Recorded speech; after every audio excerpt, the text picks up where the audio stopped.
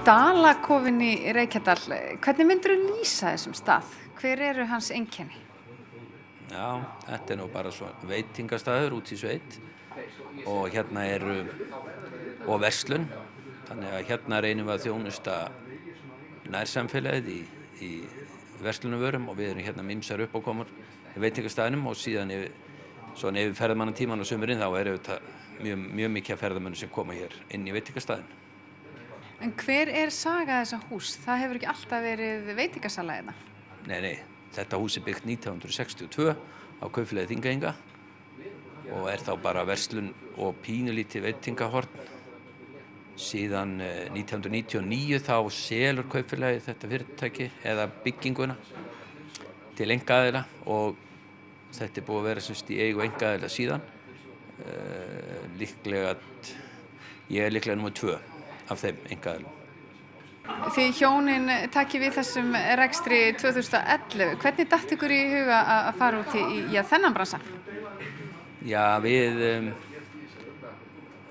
vorum bændur áður og seldum jörðina og fórum í ferðaþjónustu, reyndar upp í Mývatnssveit og ég var reyndar áður stjórnarformaður fyrirtækis sem hér rak þennan stað en kom svo sem ekkert, kom svolítið á honum og svo sá ég bara að þarna var tækifæri til þess að henda sér í til þess að vinna á fullu að því að það var dálítið erfitt að búa hér í Reykjadal og keyra sig alltaf upp í Mývatnssveit í ferðaþjónustunni og það var líka bara sumarvinna þannig að við bara gerum tilboðið í staðinn og keyptum hann til þess að veita okkur hér atvinnu. Og hvernig gengur reksturinn? Þið eru nú ekki beint nálægt neinum virkilegum þéttbýlisstað. Þið eru svona miðja vegu hérna milli Akureyrar og Reykjahlíðar. Já.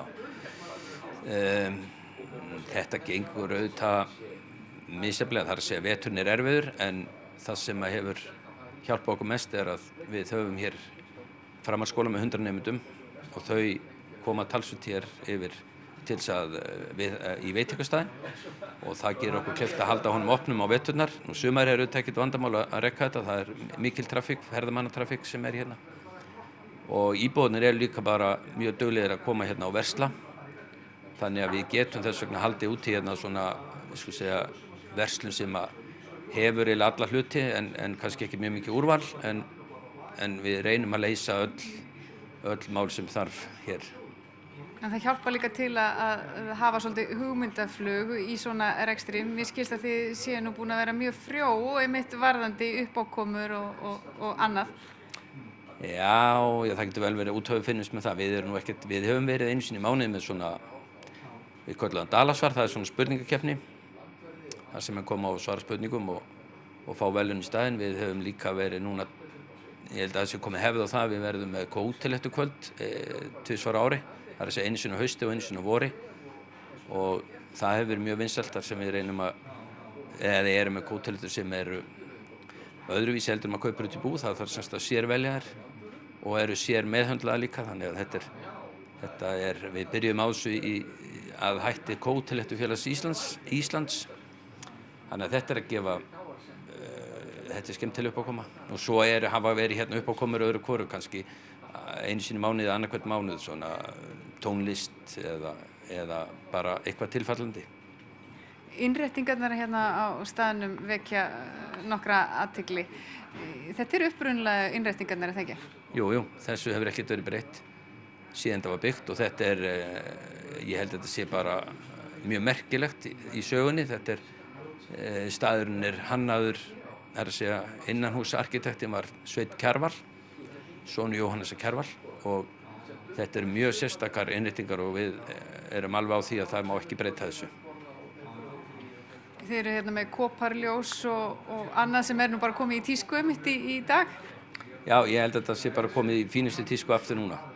Það getur vel hafi verið ekki mikil tísku fyrir einhverjum tíma en við fáum heilmikið umtal það að þetta sé skemmtilegar innréttingar. Þið bjóðið alltaf upp á rétt dagsins hér á virkum dögum en annars matseðillinn hjá okkur afar fjölbreyttur miðað við hversu lítið veitingahús þið eru með. Ef maður á leið hér Reykjadalinn, með hverju mælir þú? Já, við erum kannski með mismunandi uppstillingu, sko pítsurnar okkar eru auðvitað það sem við teljum að við séum langbest í. Við erum líka með auðvitað mjög góða hamborgara, en svo hefur við verið með svona salut og fisk, og á sumrin hef ég verið hérna með nýjan silung sem veiddur hérna úr vötnunum hérna í kring, þannig að þetta ekki eldisilungur. Þannig ég myndi nú halda svona að fyrir eftir hvað mönnum finnst gott, en pítsurnar hafa fengið mikið lof, þær eru mjög góðar.